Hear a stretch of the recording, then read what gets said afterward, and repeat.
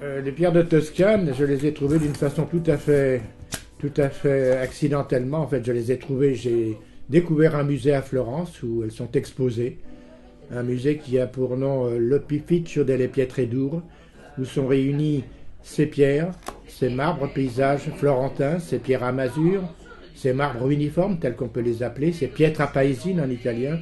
Et j'ai été subjugué, je les ai vus dans ce musée, et l'usage qu'on en faisait.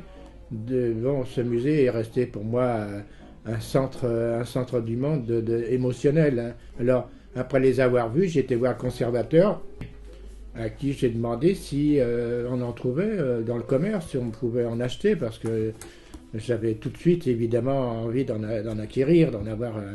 Et lui m'a répondu à l'époque, ça remonte à les années 68, 70. Ben non, il n'y en a plus, on en cherche, mais il n'y en a plus, on n'en trouve plus.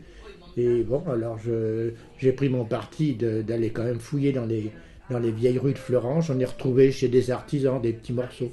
Mais c'est surtout que j'ai eu une envie frénétique d'en chercher, malgré le découragement passager que m'a donné le conservateur, me disant que ça ne se trouvait plus. Je me suis dit, il n'y a pas de raison, je vais essayer d'en chercher. Et c'est vrai que ça a été très difficile. J'ai mis environ 2 à 3 ans, comme je résidais plus ou moins là-bas. J'ai redécouvert des gisements, j'ai redécouvert des gîtes en fait, parce que ce n'est pas des carrières.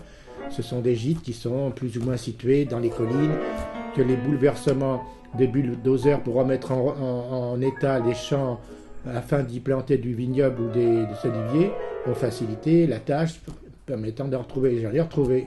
Alors évidemment, j'ai commencé à en faire une collection, à les réunir comme des talismans, parce que pour moi c'était des choses absolument remarquables et merveilleuses. Au grand étonnement de quelques amis florentins que j'avais là-bas, qui m'ont dit « Mais toi, tu es étranger, tu les trouves, alors que nous, on les cherche, on n'en trouve pas. » J'ai dit « Écoute, moi, je suis un chercheur, je suis un passionné, il n'y a pas de raison que vous ne puissiez pas faire la même chose si vous avez la même foi que moi. » quoi. Voilà l'histoire de ces découvertes.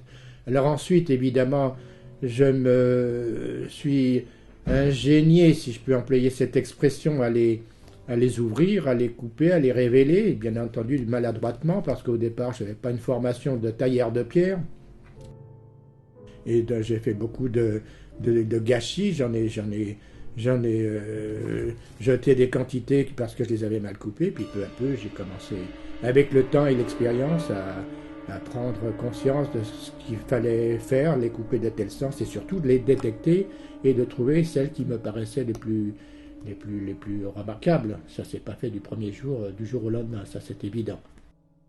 Alors ça c'est l'histoire de mes découvertes. Alors après, dans le temps, j'ai réussi à me faire une collection assez importante, mais comme mes moyens financiers n'étant pas à la hauteur de mes déplacements, j'ai envisagé au début d'une façon un peu comme ça, je dirais pas marginale, mais ça et là dans des boutiques, dans des posés pour en vendre, pour me faire un petit revenu.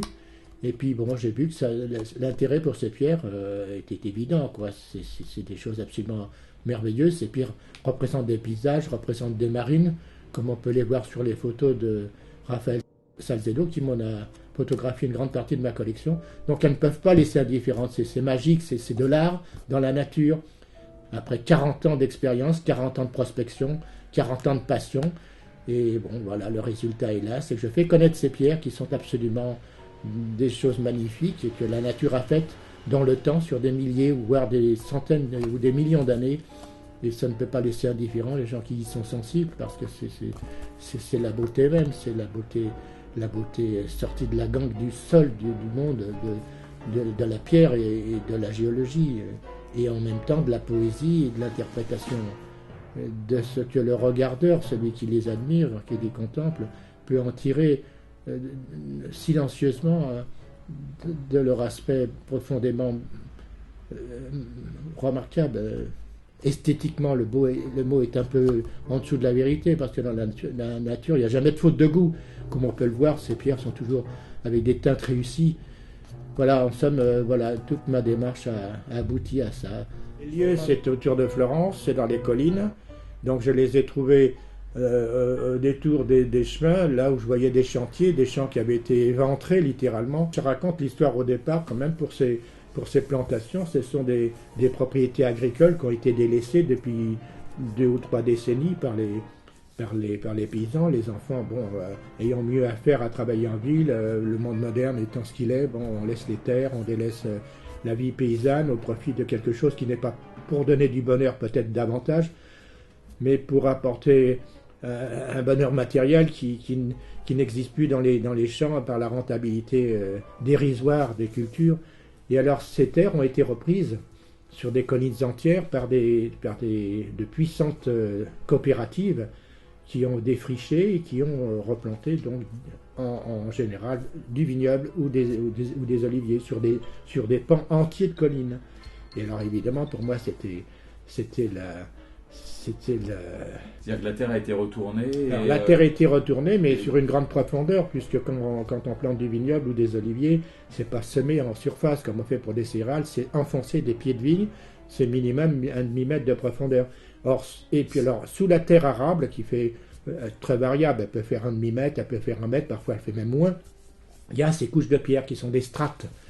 Des strates, ces fameuses strates qui sont le résultat d'une longue évolution, d'un processus de vieillissement et puis d'évolution d'une mer intérieure qui était la Toscane, où les limons se sont formés par des pots successifs, et quand cette mer intérieure, par des mouvements tectoniques divers et lointains, puisque ça remonte au tertiaire, est devenue ce qu'on y voit maintenant quand on va en Toscane, c'est-à-dire des collines avec des vallées.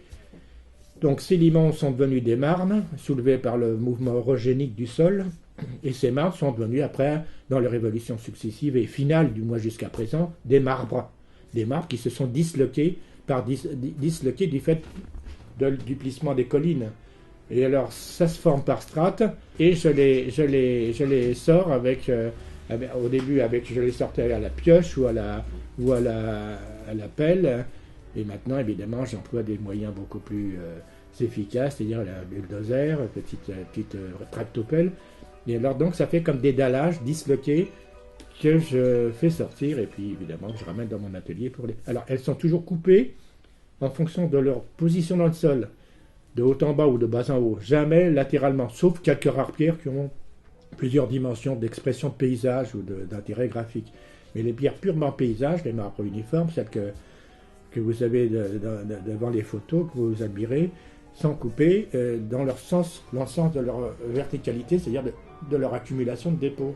Ce qui fait que les diverses altérations qui ont pénétré ces pierres avec les eaux de ruissellement ont pu déposer au cours des âges un petit peu comme un graphique... un graphique de relevé ou une topographie, si on peut dire, de l'évolution de leur conception. Ces dépôts s'y sont formés, et c'est la coupe, donc une sorte d'échographie de la pierre qu'on fait pour en révéler la beauté et puis la magnificence, en fait, le caractère fabuleux. Voilà. La personne qui a fait découvrir un petit peu les pierres, c'est Caillois. C'est à travers ses écrits. Le premier qui en a vraiment parlé, il y avait déjà autrefois des savants, Anastas Kircher qui était un savant et puis assez excentrique, un collectionneur de choses bizarres, un savant allemand, qui en a fait une collection. Puis il y avait aussi Aldrovandi, un autre Italien de Turin qui lui aussi s'était déjà préoccupé un petit peu sur le modèle scientifique et esthétique de ces choses mystérieuses et bizarres. Mais les pierres ont été surtout découvertes sur le plan d'une connaissance tout à fait nouvelle par deux auteurs bien connus, dont l'un est beaucoup plus connu que l'autre, bien entendu. D'abord Jurgis Baltrusaitis, un monsieur lituanien savant lui aussi, et qui les a commentés dans un livre qui s'appelle Aberration, Perspective dépravée, qui est un titre à lui seul qui donne envie d'ouvrir le livre et puis de se plonger dedans. Il parle des aberrations dans la nature, des choses bizarres, et il cite ces pierres qu'il appelle les gamae notamment. Bon, et puis alors après, Roger Caillois qui en a parlé alors lui d'une façon admirable, et aussi bien littéraire que dans la précision de l'esprit, un commentaire poétique et philosophique et admirable. Oui, Caillois était vraiment le découvreur de ces pierres.